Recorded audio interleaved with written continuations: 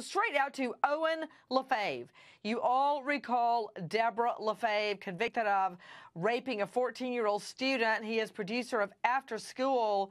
Dana, do you have the photos of Owen LaFave's wedding to Deb LaFave? She was a beautiful bride. You thought you were happily married. All right, I hope you're sitting down, Owen. Hello, it's good to see you. Her husband of just 9 months is in the middle of an annulment. They had only been married 9 months, Owen. How shocked do you think her husband is? Oh, my God, I'm sure he's crushed, Nancy. And, of course, every time I hear one of these stories, I do look for parallels. And you've got an attractive teacher. She's a well-respected English teacher, which mine was as well. And, of course, the newlywed element. And I could just imagine the heartbreak and just, embarrassment of it all. My heart goes out to him. I want to ask you the thinking behind this woman, because you were living with Deb LaFave while she was raping, that's the reality of it, a little boy that was her student. And she would come home and act completely normal with you. And here you've got this guy, this one's husband, getting an annulment. Sarah Jones is in the middle of an annulment with her husband. When you look back on it, how was Deb LaFave acting during all of this? There was a very brief period of time, and it happened very quickly, but her personality changed drastically. I mean, she was a different person. She was acting different, had different desires in life, was dressing different, was actually, of course, this came out after the fact, but was, reprimanded and talked to by the principal to try to dress a little more professionally. So there was a big change in behavior, and it'd be interesting to see if there were similar, I guess, changes in behavior through, Mrs. Jones. But when she would come home, would she act the same way? Would she cook dinner? Would you guys go out to Chili's? I mean, would you still have sex together? Did she still interact with your family and her family as if nothing was wrong? Yes. I mean, wow, she put up this facade, and it's disgusting. Quite frankly, it is crazy. It'd be interesting to hear from the lawyers, though, is the fact that, very similar to my wife's case, the boy's family, I mean, they're in support. They showed up at the arraignment hearing. This boy is not going to testify. She's not going to jail, Nancy. Prosecution has a big problem on their hands.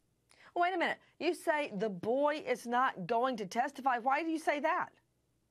He showed up at the arraignment hearing in support of her. I can't imagine he'd say anything derogatory about her. So, are you telling me, Owen LaFave, that you think the boy will take the stand and lie? No, I'm saying that I think he'll refuse to testify and won't take the stand. They can't force him to testify. Well, they can absolutely put a witness that has been subpoenaed behind bars. They certainly can. Unleash the lawyers. A minor? All right. What, Owen? I'm sorry, a minor? They can do that too? Yes, absolutely. Okay. When you I know are in my called, wife's case, the boy refused to testify. I know, and the prosecutors just dropped it. They certainly did. They should have gone forward with it and let him take the stand in front of his mother and his family and refuse to tell the truth. Because I don't disagree with you, Nancy, but I can't see them putting a boy in jail, especially when he's the victim in this circumstance. Listen, Owen, I just can't see it happening. I hear what you're saying.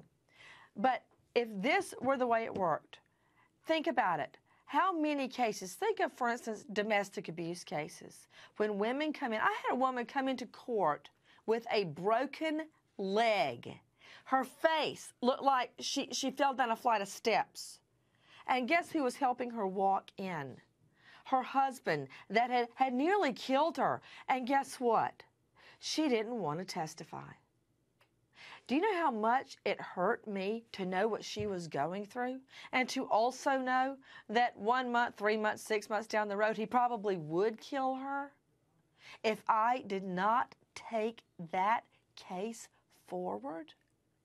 Listen, I've been put on the stand before. Nobody likes being put on the stand. But this is not okay.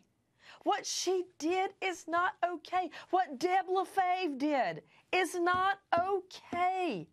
It sends such a horrible message. And I'm not condoning it. She needs to go to jail. And the only way, you think I want to put a kid on the stand? No, I don't. I'm not saying that, Nancy.